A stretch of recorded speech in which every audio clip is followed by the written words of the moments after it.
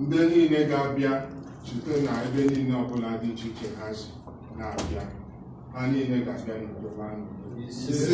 Ha ga-eri nri, ihe ha ga-aṅụ aṅụ, ihe ha ga-akọ akọ, ihe niile gbasara mmemme olili a, ihe niile ga-abụ ihe akụkọ okike mere Olisa. Mgbe na-adịghị anya ịlọta ebe a, anyị ji aka na ị ga na-enye anyị nkuzi akụkọ okike gbasara ya bụ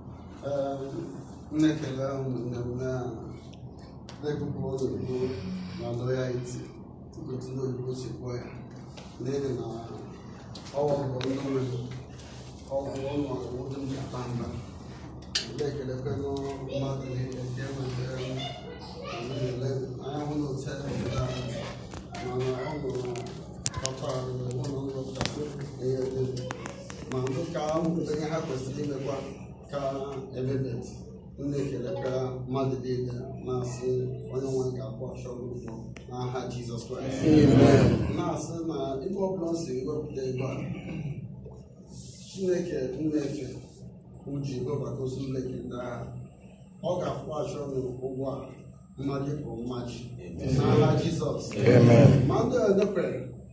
Jehovah got wash upon the Owa, never on Uso. One the Jew in it. Now, Jesus Christ. Amen.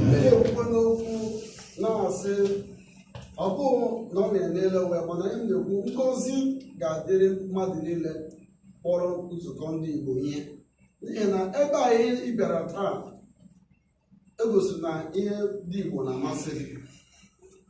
Obi jupụtara na aṅụrị na m na-afụ na ụmụ ọbịa na-asị na ebe ọbụla si enweta ego a na-ahapụrụ rọn kwesịrị izu ike na-abịa ebe a, Jehova ga-akpọchi ọnụ n'aha Jizọs. Amen. Na-ekwu na dịka ote ọ na-ewepụtara ọnwụ nne wee tụọ erubere dị iche iche wee hụ na ewepụtara ego a, na-egwu na ọ ga-akarị ka nna m 108 years gbasie ike ntị ya ọ ka gbasiri ike enwe gbasi ka ebugere ụlọ ọgwụ ọ kaziri ike kama gwa gị as of 80-90 years ọ rịrị elu.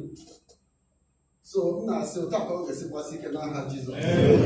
Onwe mgbe nna m mgbe ọ gara n'ụlọ ọgwụ mba, ihe ọ na-asị ahụ obodo enwenye paracetamol ya onwere onwe ndị mara m for 4 years 5 years so 6 years mmadụ nọ na kata mgbe nkọpụle na nna m aha dị ya Jehova ga-enọ na ahụ isi ike,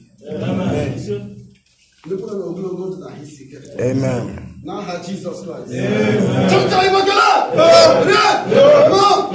Ọ na-aga sụgba m na-aga mara ya ha mara ya n'ihi na